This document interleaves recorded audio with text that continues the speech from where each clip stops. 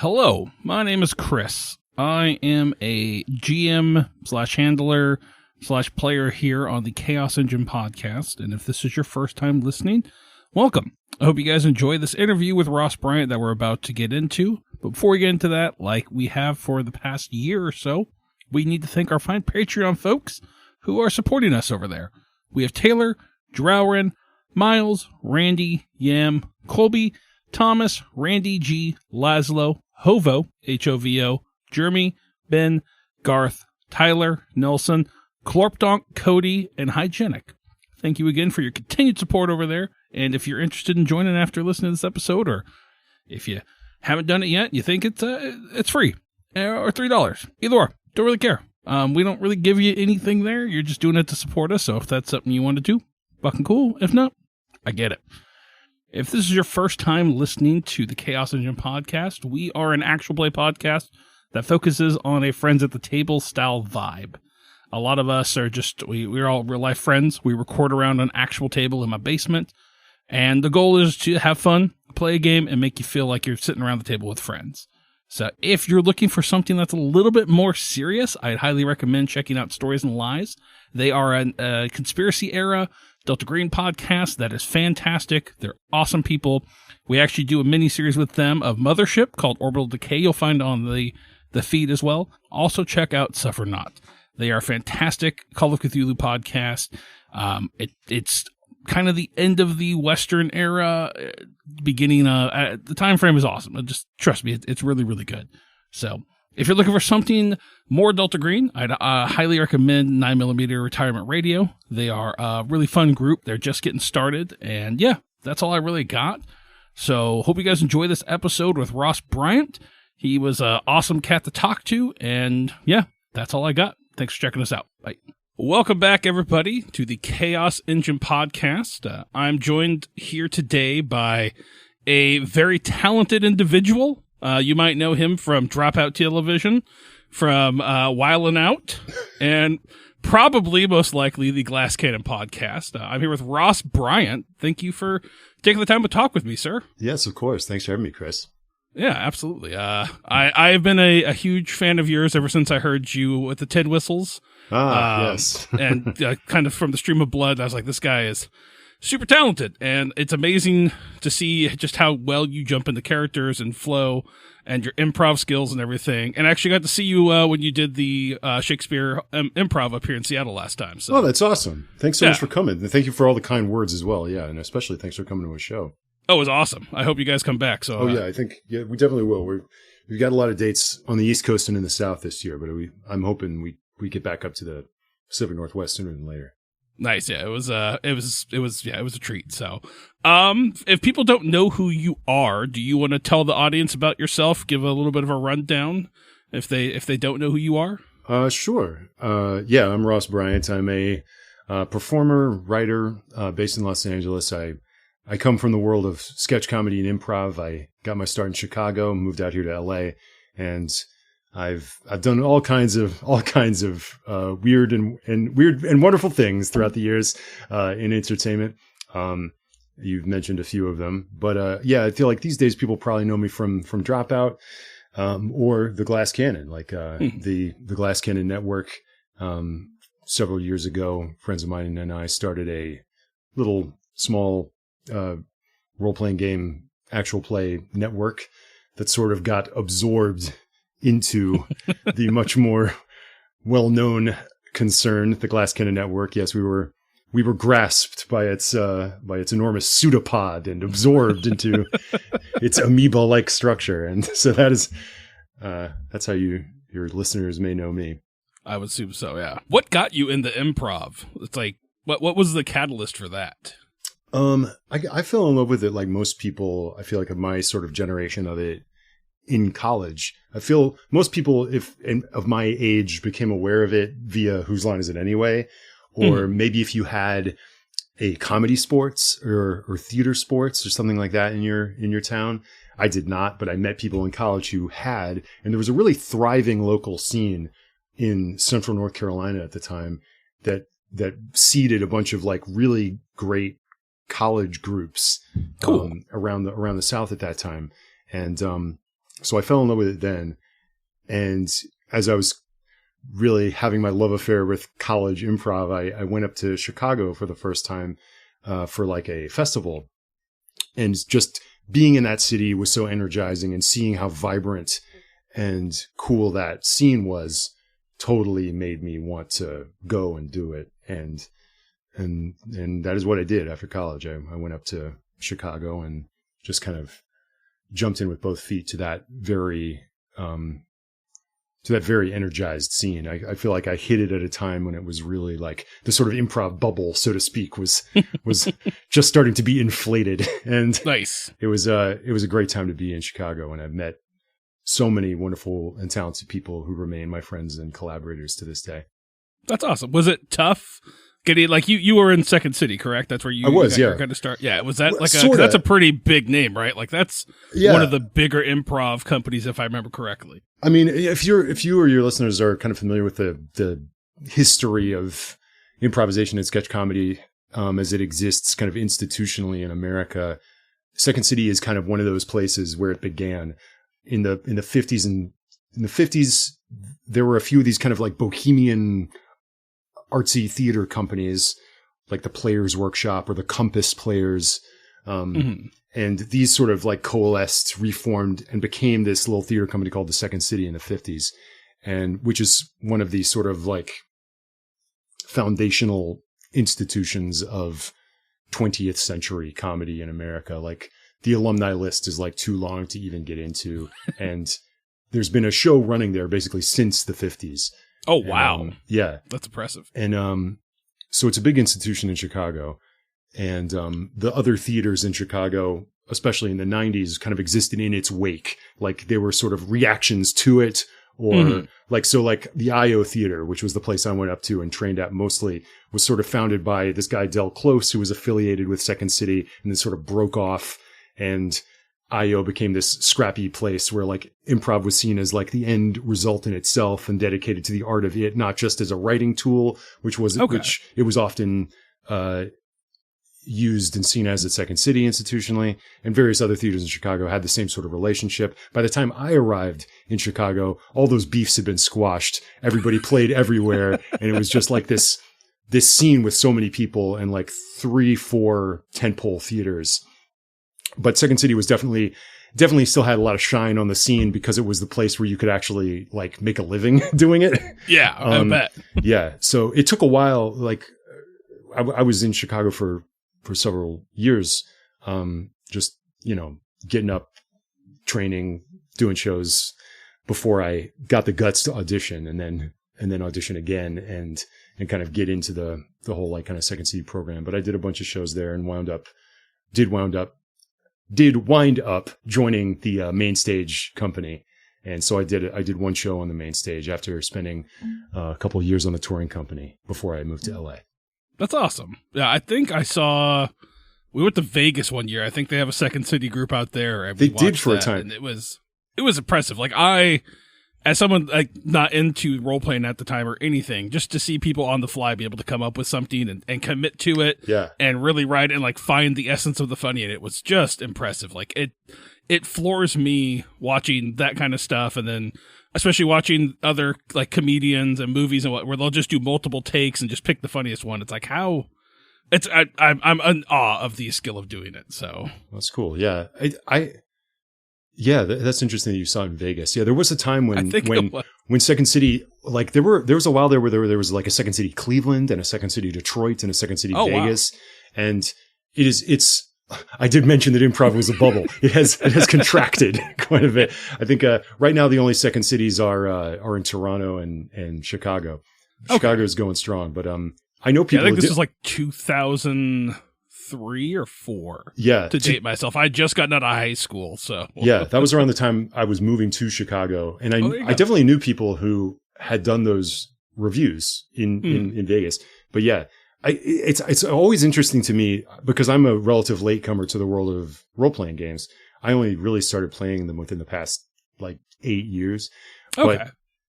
But that as I learn more about the kind of history of these things, that both theatrical improvisation as it exists in that continuum that I was kind of describing, and role-playing games are kind of these two different modes of collaborative, emergent storytelling, improvised entertainment that sort of grow up in parallel over the course of the 20th century, like with Gygax and Co. in their Midwest fastness, and also Del Close and Co. in their Midwest fastness, kind of creating these little kind of eccentric art movements that have had this incredible staying power and evolution in the intervening time.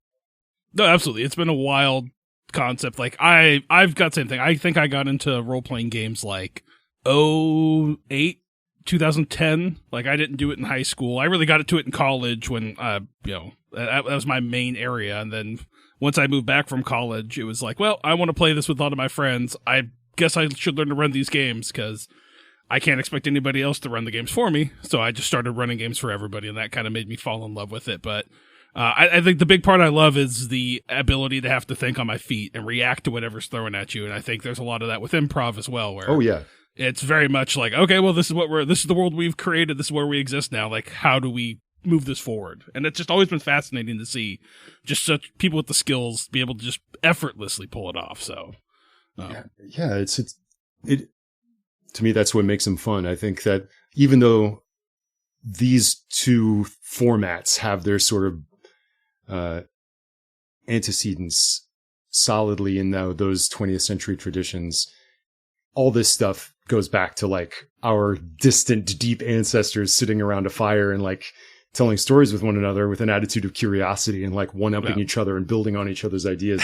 Like that's as old as humanity, this type of imaginative play. And these are just two things that have kind of like formalized it. And, but that was what kind of struck me most when I started to play the games, is like, oh man, all the muscles that make the role-playing-ness of this run are all the same stuff that I've been kind of steeped in already from years in the improv trenches. Oh, absolutely. I could see that. Yeah. Instead of people yelling stuff at you in a crowd, you just leave it up to a dice roll to decide how you're going to react. Exactly. Yeah. What really got you into tabletop gaming? Was it a group invited you? Did you have any interest in it? Or was it just kind of like, hey, I'm going to hang out. Yeah, I guess I'll jump into it. I was interested in them from afar. Like I never played them as a kid. I never had like the older brother or anyone around who would admit to having them and would like, and would break the seal for me. So it wasn't until I was already in LA and then a friend of mine, asked if I wanted to come and join a gaming group with him. And at that point I was like, oh yeah, that sounds really tantalizing. And I went, and that group basically was all the people who started Stream of Blood. That was Jared and Clint and Humphrey and, all those folks. Mm-hmm. And so I got really lucky with my first group. Absolutely. But yeah, they're all like just such great, generous, playful people. And we played Call of Cthulhu for a good chunk of time. And then we got into a sort of homebrewed Dungeons and Dragons campaign that Jared Logan ran. And that was the thing that really kind of locked me in. And when I was literally locked in, when the novel coronavirus took over our great land, then when we started playing it over Zoom, it became such a wonderful, just creative and social outlet.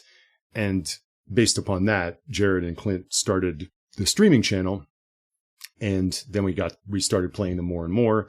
And then we got linked up with Glass Cannon. And since then, like actual play role-playing stuff has just become this very vibrant and cool aspect of what I do. No, definitely. We kind of started at the same time during the coronavirus pandemic. We started making our game online to play with each other. And then once we started being able to get back together in person, I was like, yeah, maybe we should do this as just like, let's just see what happens. Let's record. Let's have fun. Let's not take it seriously and see how we go. So, and we're still doing it, which is nice. That's great. Absolutely. So when you're creating a character, do you take aspects from yourself and create that character, or is there certain themes or whatnot that you're going into already kind of establishing when you're thinking of a character, or are you just winging it and just kind of like finding the voice? Like how do you go about that process when you're making a character? Between the poles of drawing from life and prepping and just winging it, I definitely lean more just winging it. Okay. But I like the thing that I have started to articulate that I like most about these games is the quality of emergent storytelling, how tiny decisions are seeds from which great branches grow. And it goes back to that first Dungeons and Dragons campaign that Jared ran with us, where I didn't really know how any of it worked anyway, but we all started that by rolling for our class. Oh, so nice. That was all decided at random. So it introduced from the very start this idea of like randomness and just approaching them with curiosity and trying to kind of work with everything in this curious and creative way where you're just kind of building on the random idea created by the dice and on each other's ideas and finding ways of making them all fit together coherently. And so that's what I like most. But if I do bring ideas in, it's trying to see what's the world, and usually it's like a riff on the last book I read or like a movie that I saw lately, where like if can I introduce a character with a similar vibe to something that's still ringing around in my imagination that I'm not quite ready to like let go of. Ah, nice. Yeah. Because I say, like, definitely you talk about the planting the seeds. I think that's, to me, it was most evident with Haunted City. Like, watching you three just start that, and, like, the characters that branched out, and everything that you guys were able to throw together in those 2 seasons was just incredible. Like, it was my favorite thing on the network when it was going on. Just Jared's willingness to throw you guys into danger, and you guys just doing everything you could and just going balls to the wall with the story was amazing to listen to and just watch it. Like the evolution of these characters was just fantastic. So, oh, that's very kind of you. Yeah. I had so much fun with that. That whole experience was such a joy. And I give so much credit to Abu and Josephine and Jared for their willingness to have that sort of generous approach, but also the way that John Harper, created that game, like Blades in the Dark, facilitates that kind of character creation and play so elegantly. I recently ran Blades in the Dark for the Glass Cannon Retreat in Las Vegas. Okay, and, cool. And part of the genius of this game is I can sit down with a table of people, many of whom had never played it before, and briefly describe it, pass out the playbooks, have them pick which one they want, and as they're filling it out, like every choice then builds on the previous choice, so that by the time they've kind of bubbled in all the dots, like this character's really come into focus, and by the time they're naming them, they've really got a handle on it. And then we got a handle on the crew and on the environment and the type of jobs that they're going to do and the kind of person who's going to bring them the job, because it's right there on the sheet, and it all and the snowball just starts rolling. It's I love that. I love the momentum of everybody's imaginations firing together versus everybody coming in with their like prescribed backstory already locked and loaded, which is totally fine and fun. But that's just my preference, is the kind of like, let's find it together. I'm becoming more of that. I don't get to play a whole ton, but I'm really trying to be that more way, like as I GM or whatnot. Like, no, just come with a character idea. Like the evolution of this character is going to be the game, not necessarily you're a fallen prince who lost his land. Like, no, like you're just a farmer, and let's see where this farmer goes. Like, he becomes in life. And that's been something I've been trying to focus more on games, is those lower moments and those more, I guess, mindful moments of just like, no, I want to give these characters room to grow and not just like action. Yeah. And some games like, are built for that more than others. Sure. But like, it's interesting. There's a sweet spot of like how much of an idea to bring in.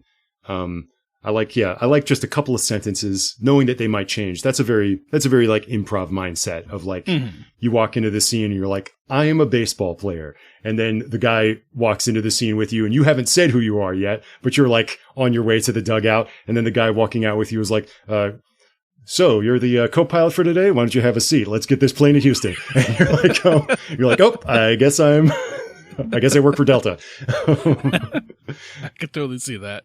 Yeah, it's funny you mentioned running the game at the retreat. I recently, one of my home groups, we played a pretty long Pathfinder 2e game, and I tried to break up the monotony. I was like, hey, let's try Blades in the Dark. We had to run Scum and Villainy because they wanted to try a sci-fi version. But we did that for a couple sessions, and they really liked it. And then they wanted to go back to Pathfinder 2nd Edition. And since we've gone back, they're watching their mindsets of like, well, I just want to go do this. I'm like, yeah, well, you only got 3 actions, so how do you accomplish that? Versus, yeah, man, cool, you do that, roll the dice, let's see what happens. And like anything, like, it's just watching them have to readjust their brains to like, I don't want to say stunted because that's not an appropriate term to put onto Pathfinder 2e, but to watch them have to go back to those limitations when they had a system that was just, cool. Yeah, that makes sense. It's going to be this type of danger. Fucking roll for it. Let's see what happens. Yeah, it's just different. It's interesting to watch their mindsets of like, can we go back to that system? Like, absolutely. Whenever you guys are ready, let's do it. I've been so liberated. I can't be in these constraints anymore, man. Right? Yeah. We played Pathfinder as part of a home game when I think Jared was prepping something. So we ran through what do they call them? Adventure Path.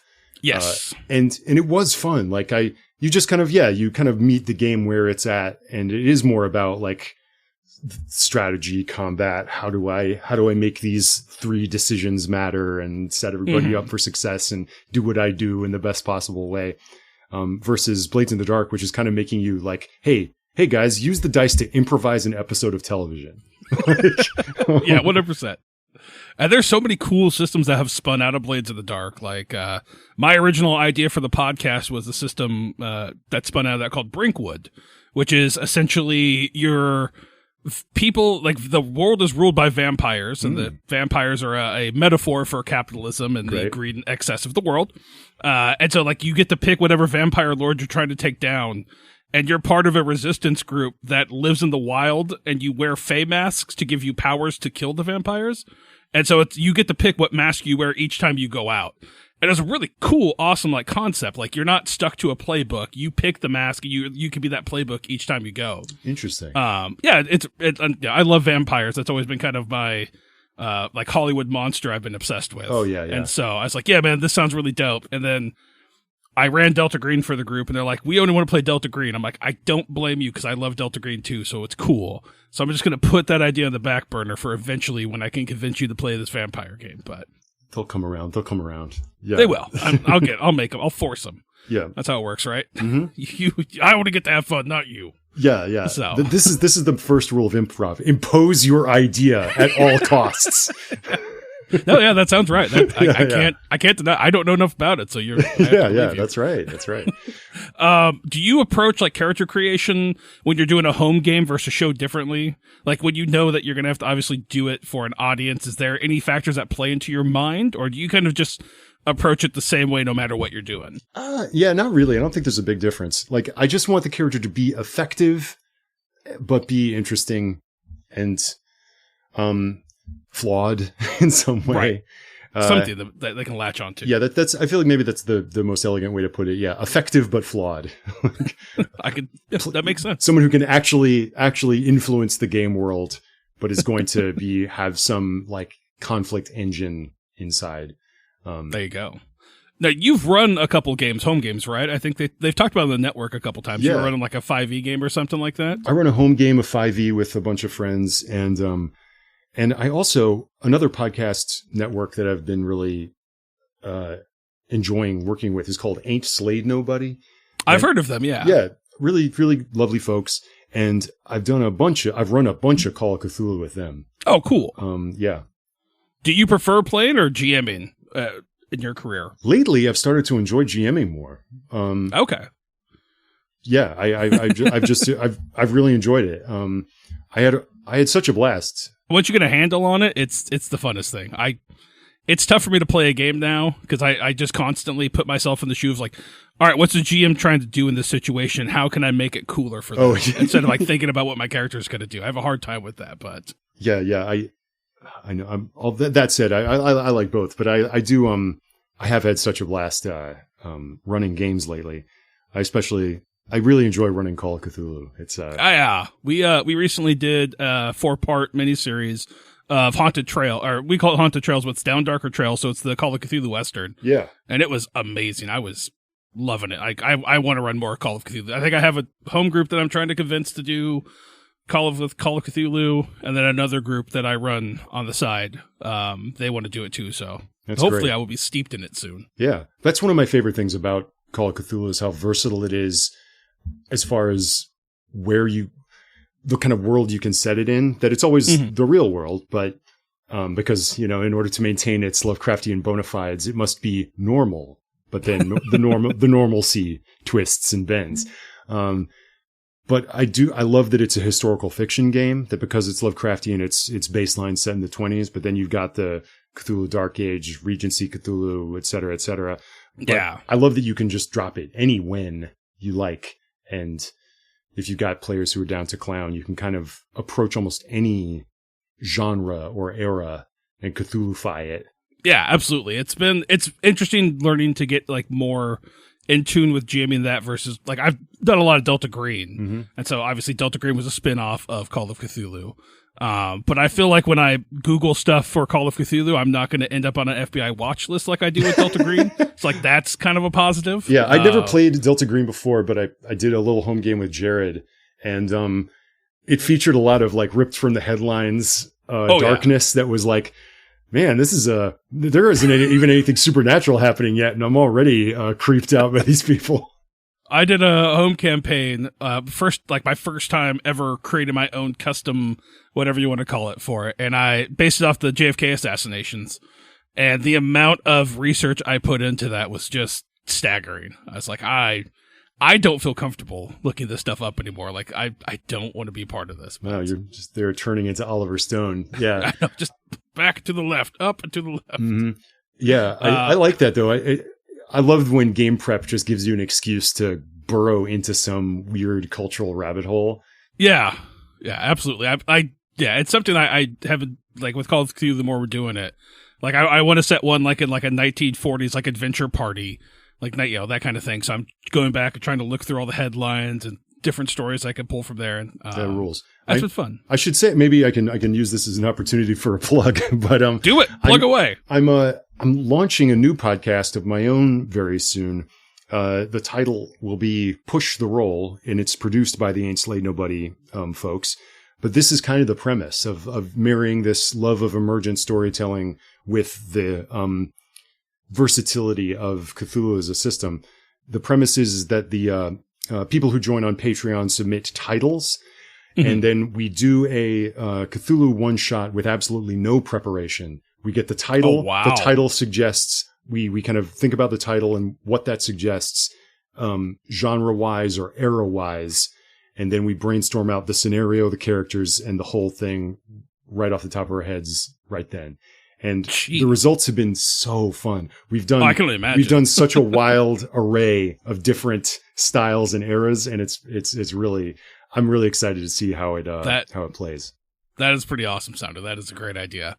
There are some folks over in the Delta Green world that are trying to put together kind of like a collaboration that we've been working out the details for, and that's been pretty fun seeing how other people approach creating scenarios and the weird ideas and horrible ideas they have. Because I feel like most of my ideas are grounded, I guess, more in reality, which I don't know if that is really well set for Delta Green, like, or for like Call of Cthulhu.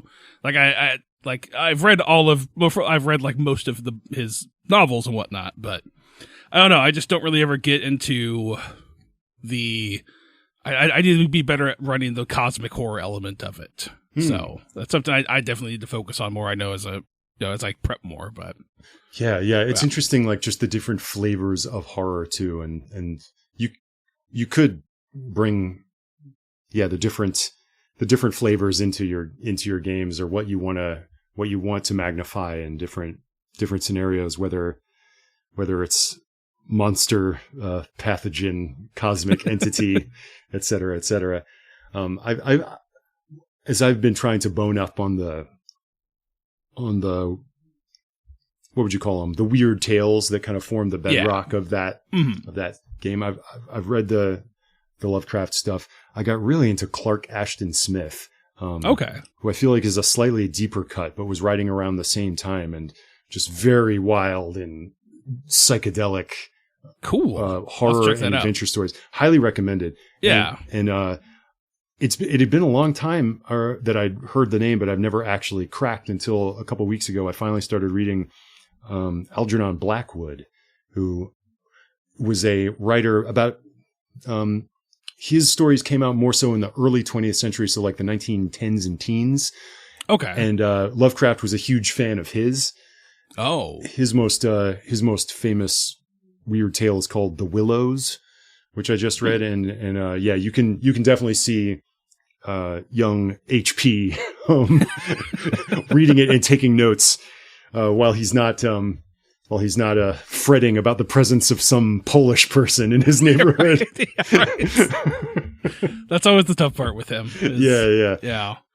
Now, I think a lot of mine is I pull a lot of inspiration from like horror movies that I've seen, and like I love slow burn horror movies like that. The slower the movie, the better. Like, give it to me. If you have a good solid 45 minutes at the end of that film, I'm gonna love it. You could give me 2 hours of slow boring stuff before it. If it hits that last, oh man, feed that into me. So I think I run more games like that where I'll slowly kind of creep it up, and then the last couple episodes, you're just like, it's in your face now. What are you going to do? I like that too. I like a slow burn. Let's sit and really define the rules of this world so that when they're broken, it's more and more shocking. There's another, I'll just keep suggesting stuff. Please do. As I've tried to delve in and bone up on these weird stories, just the genre of quote unquote weird fiction has become so compelling to me. And I think my favorite author that I've stumbled upon in my search is Robert Aickman, who is writing mostly in the 50s. And it's got a bunch of excellent collections of mostly short stories. One is called Cold Hand in Mine. One is called The Wine Dark Sea. Another's Dark Entries. And these have a quality, much like you're saying, where they often begin in rather banal, staid circumstances with just things slightly beginning to go wrong. And because of the normalcy of the beginning and the way it so clearly defines what is normal and fine, the breaks are all the more arresting when the nightmare logic invades. Right.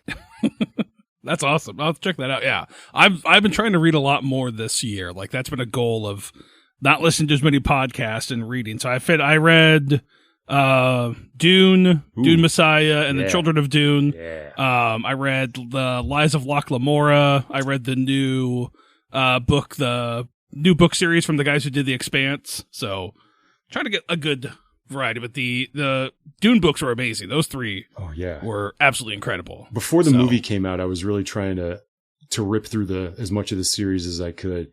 And I read them all. I read all of Frank Herbert's books except Chapter House, the last one. That's still waiting for me. But man, those first four are pretty. Baby, he was on one. I didn't realize that he's from Tacoma, which is he's from up your way, right? Yeah, he's like 20 minutes away from me. Like, they actually have a waterfront park dedicated to him with like a sandworm coming out. Oh yeah. And I was just like, I wish I would have known this earlier. Like, I'm a big old dummy. But yeah, wasn't part of the inspiration for those of like seeing people doing sand dune restoration and I think conservation on the coast of like Washington? Yeah. I think that has something to do with it. But yeah, it's just so that's been kind of a purpose of mine. It's like, I need to read more, like, not just rule books. Like, because most of my reading was that I would just buy rule books and read through them, and it's like, I should actually read stuff that is interesting. Not this is how these mechanics work. Yeah. I feel like our setting we have. Totally. I feel like I feel the same way. I always think of the cultural stuff that I am compelled to consume as fuel for this work. I feel like there's to take it back to improv for a second, I feel like when you're an improv student, there's a point where like you're eating, sleeping, breathing comedy, and all you want to do is like talk about comedy and watch comedy and talk about improv and go to improv shows and dissect that improv show. And so that then what you do on stage is like all this meta stuff about improv because you haven't like fed the other parts of your life. And so I think just being engaged in current events and pop culture and following your wild hair impulses to consume stuff, whether reading or watching or whatever, it's all grist for your mental mill, and it'll come out in cool ways in your games. I'm trying to watch movies are the hard part right now. Like, I just don't watch enough stuff where I don't know, like I don't know if I'm hitting points where I just don't care enough about stuff, like when it comes to movies, or just maybe they're not as interesting. But yeah, like TV too. Like, I'm trying to get through The Bear. I think I'm on the second season right now, which I'm loving it, but it's just getting through it. So great. We should. I mean, okay. Now the challenge is, can we dream up a Call of Cthulhu scenario set in the world of The Bear? Yeah, absolutely. Yeah. So yeah, it's a startup barely hanging on by a thread financially, fine dining restaurant built over the bones of a Chicago greasy spoon. We've got to, I mean, there's got to be some sort of magic ingredient, right? Like some sort of course, yeah. They get some sort of spice. They got a new supplier, right? There's someone new in town who's offering them a wonderful new ingredient that's going to really punch up their cuisine. And my God, once they start incorporating it, they're packed every night. Where does this ingredient come from? And why are the people who are eating the food suddenly disappearing or changing? Yeah, exactly. Or like, yeah, or maybe like they get a new chef who finds this ingredient. He's like mind controlling all these people with the ingredients he's putting in there. See, it's as easy as that, folks. Oh, I love it. Do you have a favorite tabletop show that you've done so far? It doesn't have to be Glass Cannon, but is there one that really sticks out in your mind of like this? I'm really proud of how this turned out. And if you don't, that's fine. I know it's like choosing your favorite kid. I get it. Yeah. I love them all, man. But I do really like. Since you brought it up, I really do love Haunted City. I'm really proud of how many twists and turns that had. I especially there's a moment or sort of arc deep into what we did where part of Josephine's character was that she was like kind of on this mission of tragic vengeance because the woman that her character loved had been killed and she was trying to resurrect her. And just in the sort of strange machinations of the game as they spooled out, the spirit of her beloved possessed one of the other player characters, sort of creating this gestalt being that was the combination of two of their personalities. And it had a very kind of monkey's paw sort of quality of like, yeah, things can come back, but they won't come back from the veil of death the same. Right. And the way you guys handled that was incredible. Like that and the ending of that season where you were playing like 2 different characters, 3 different characters at one point. It was just, and the fact that you were able to not metagame off of how each character would react was amazing to see. Like, I don't know. I definitely wouldn't have been able to pull that off, but you handling that, each person having a rational thought process that made sense to what that character was doing instead of like, well, if I do this, it's going to screw my other character over. Like there was none of that. And it was awesome to listen to. Oh, that's great. That's good. That's what we want. Yeah. That's so much fun. I can't say enough good things about Blades in the Dark because, someone like me who I'm greedy. I want more characters. So that's part of what the Blade system gives you is that like, hey man, sometimes your character is going to be too stressed out to go on the next heist. So you got to invent someone else to join the team. And you just throw them in there. Do you have a dream system that you could run or play? It sounds like Call of Cthulhu might fit that, but is there one out there that you really want to try running that you haven't got a chance to yet, or that is like, if you could do it, you would be super happy and content? I don't know. I always feel like I've got stolen valor if people call me a gamer because I feel like I don't know. I may not know enough about all the different systems that are out there, but I don't know either. There's too many of them. I'll tell you, I did just run, I just played in a game of The Between, which is kind of based on the rule set of Brindlewood Bay, if people are familiar with that. That's where you play the old ladies, right? Yeah, Brindlewood Bay. Yeah. Yeah. Brindlewood Bay is like Cthulhu meets Murder, She Wrote. So it's meddling old ladies solving eldritch horrors in a seaside town. Yeah. A quaint seaside town. Yeah, which is just such an irresistible premise. I would love to absolutely. A1, I would love to run that. The Between takes the same, like a similar mechanics and overlays it on Penny Dreadful type stuff. So it's like Victorian Gothic horror fiction. So all of the PC archetypes are things like a character who's essentially Dorian Gray, a character who's like maybe kind of like a wolf man or a bestial person, a vampire. It's all this kind of stuff. And but I liked how it really leans hard on narrative description and show don't tell kind of build world. How would you describe it? Like the whole ensemble, as it were, the whole table builds the world together. Okay. So cool. that, like, for example, one of its features is that when you enter a scenario or a scene, you're sort of given a prompt and the whole table goes around round robin style, like building the scene, describing different aspects of it. That's to cool. Play up a particular aspect of the scene as you're describing it. So everybody is kind of empowered to describe and build the world.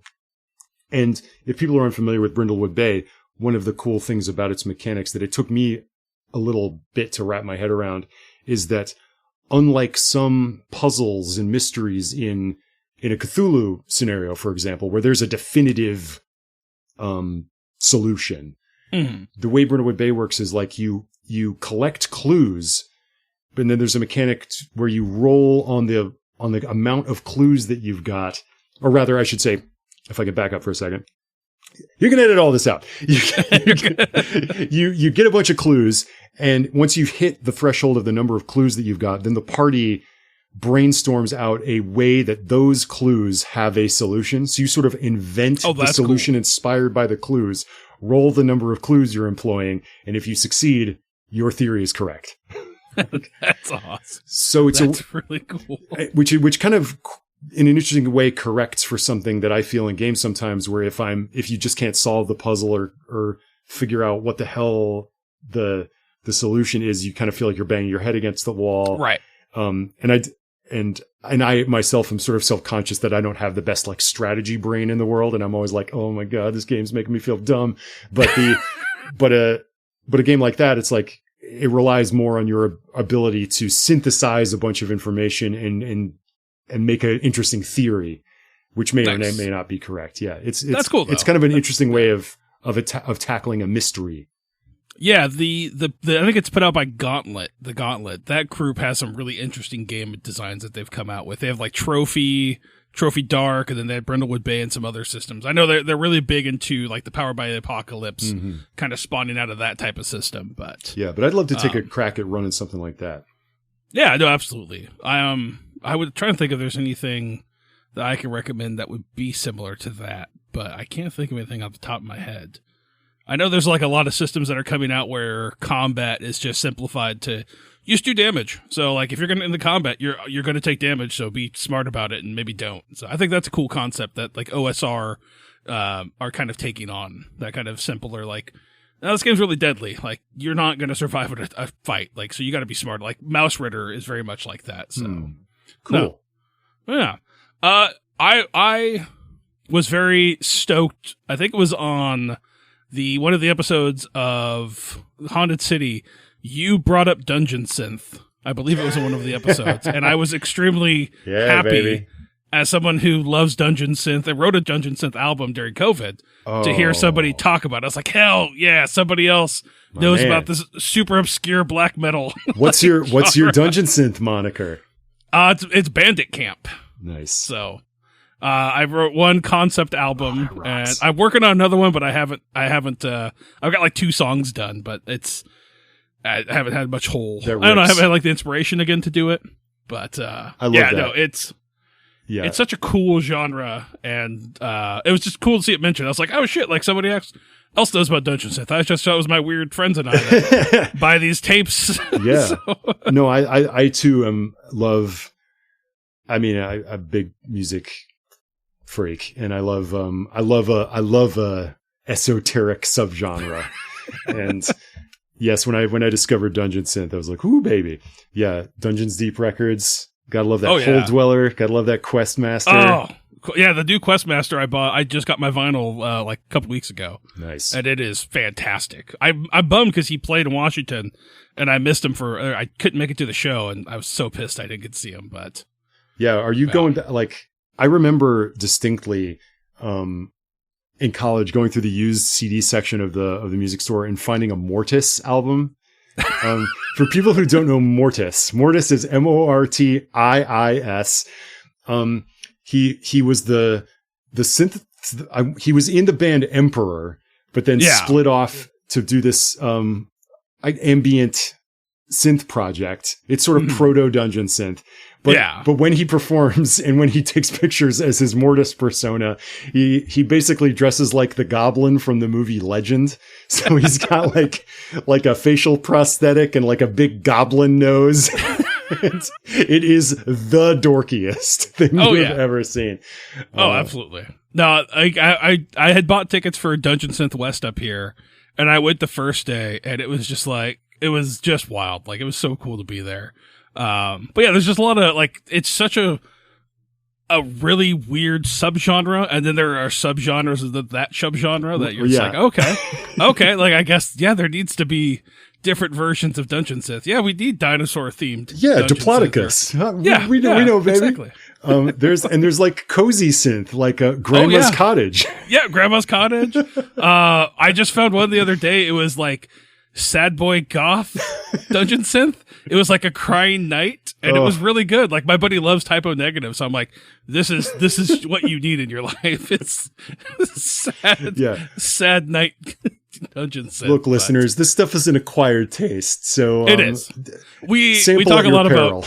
Yeah, we have one of my favorite comments online is I posted something and someone's like, I really like your guys' shows and you've recommended some good bands, but most of your bands suck that you recommend. I'm like, I can't disagree with you. Like, look, I get it. Not everyone's going to want Serpent Womb or anything like that. Like, I understand. I get it. Yeah, look, I understand. Not everybody's going to vibe with Grandma's Cottage, but I will put Hole Dweller up there with Hole Dweller's incredible. Hole Dweller, like, he is rips. Finwalker is really good as well. Yeah.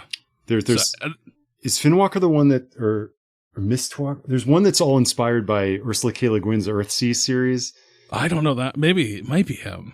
There's a really good one called something Fates, and it's Zelda. It's like all of it is based off Zelda, the Triforce and everything. It's so good. Amazing. I there's like metal already has this big undercurrent of like overcurrent of totally dorked out Franzetta painting absolutely swords and sorcery.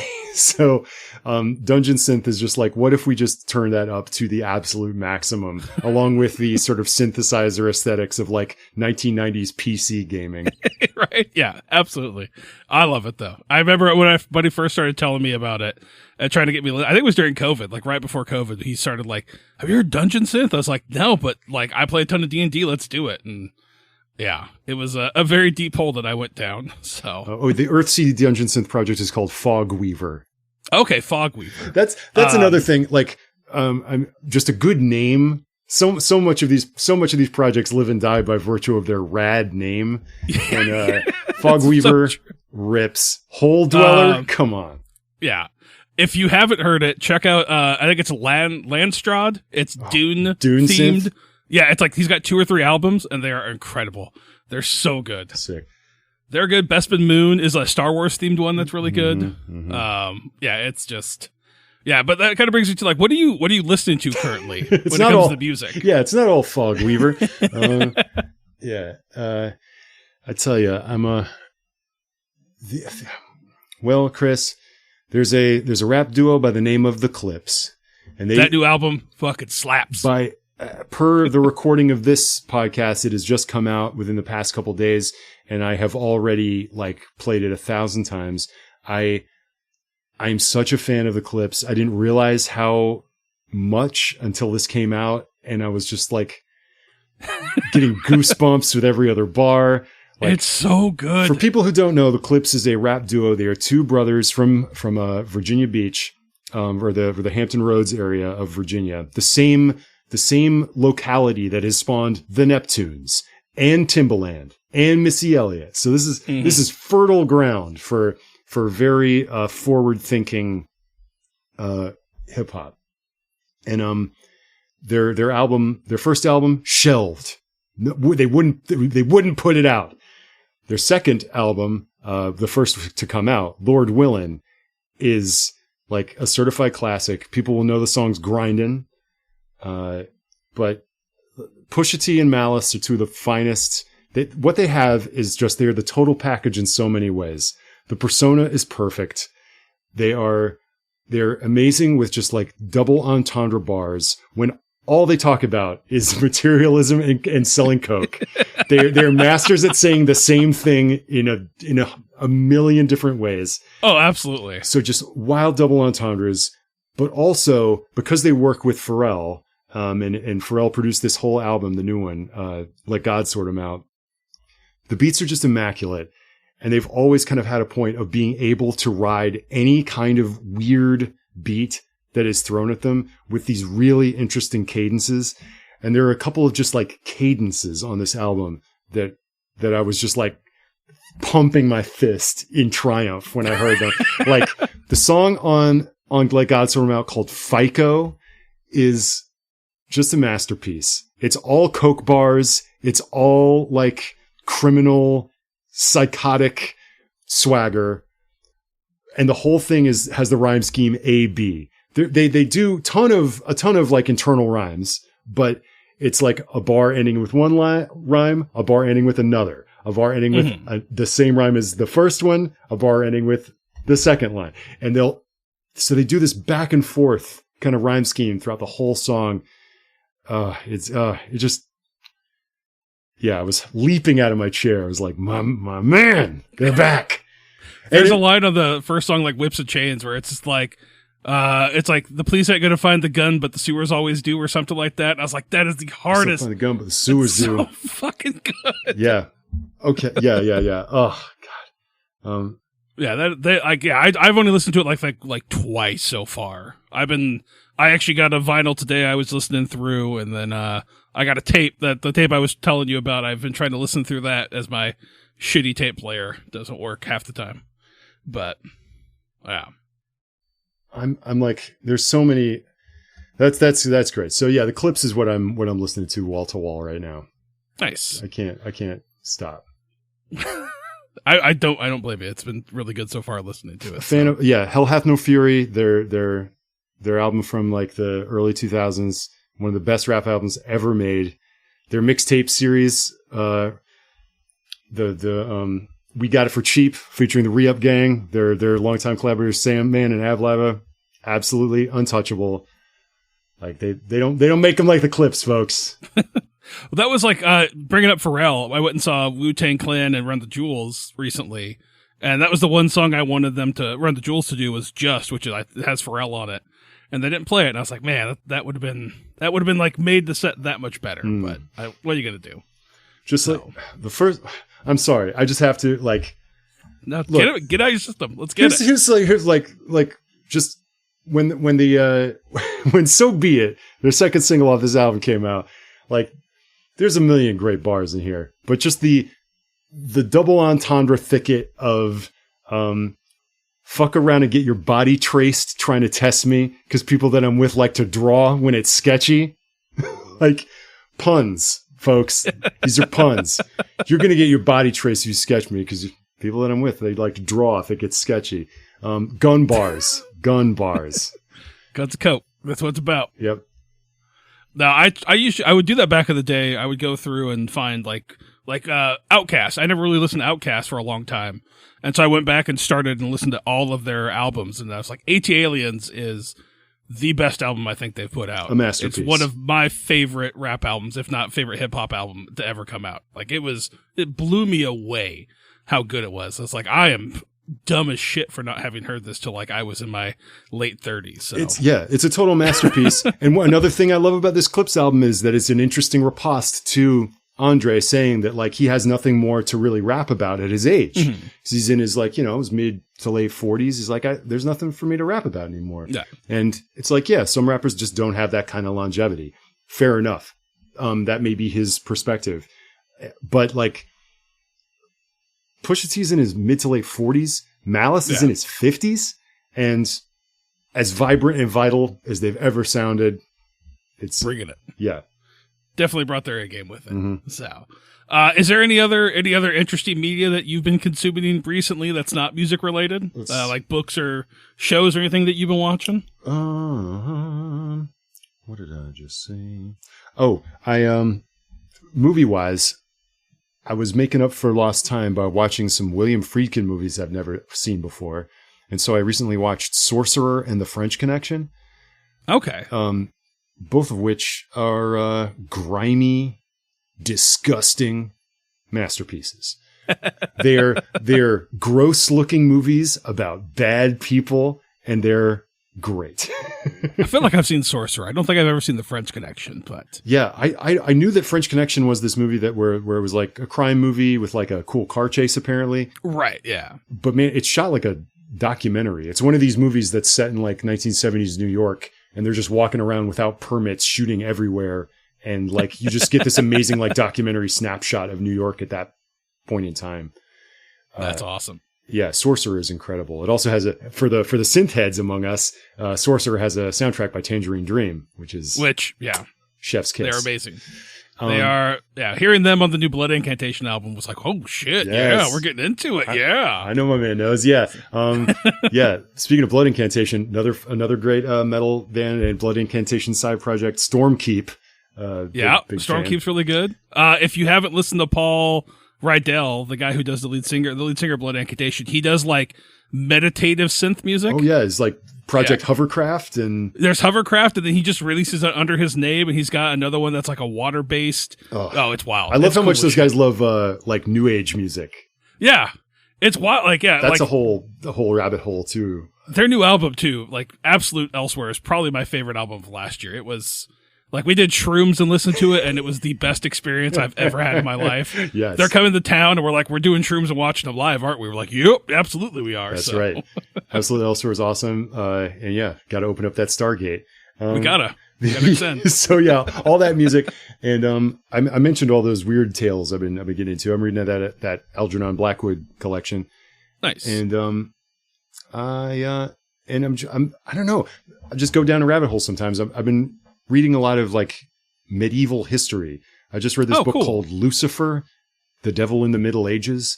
And it's a book about the theology and the folklore surrounding the figure of the devil in the Middle Ages. That's cool. It's really, awesome. Really interesting, like more kind of academic book.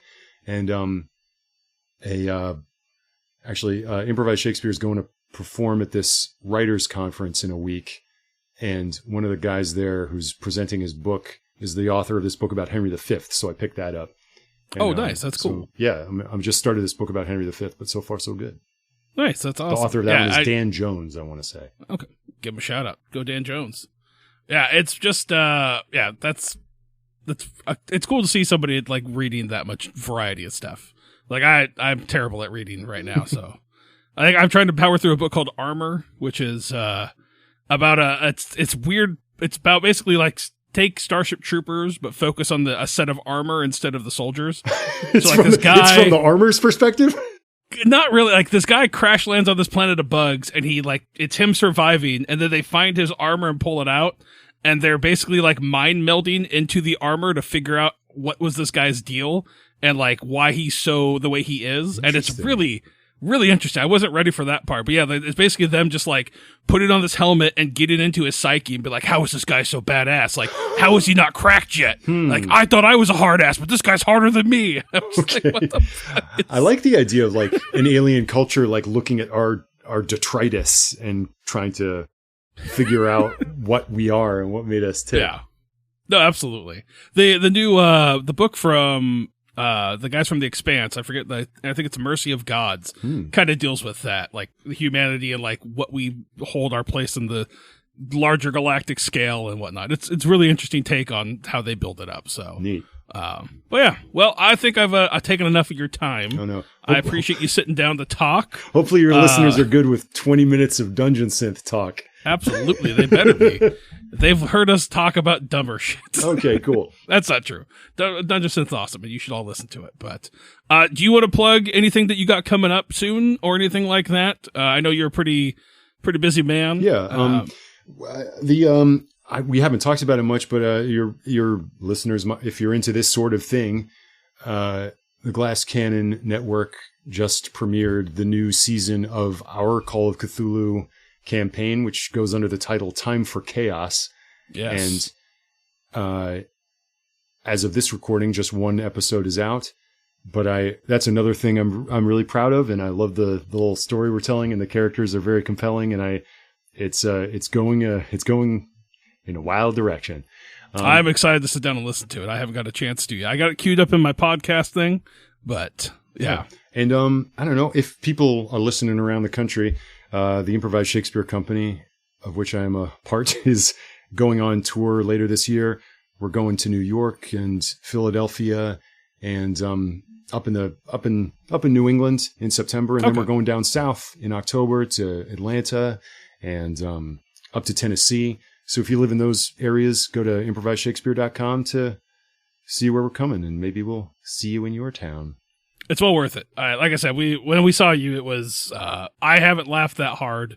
As someone who's like, I know of Shakespeare, but I'm not a huge Shakespeare nerd.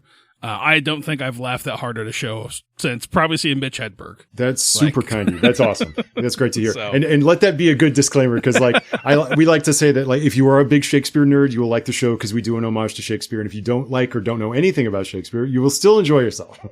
Oh no, yeah. Just the sheer ability for you guys to come up with the idea on a whim.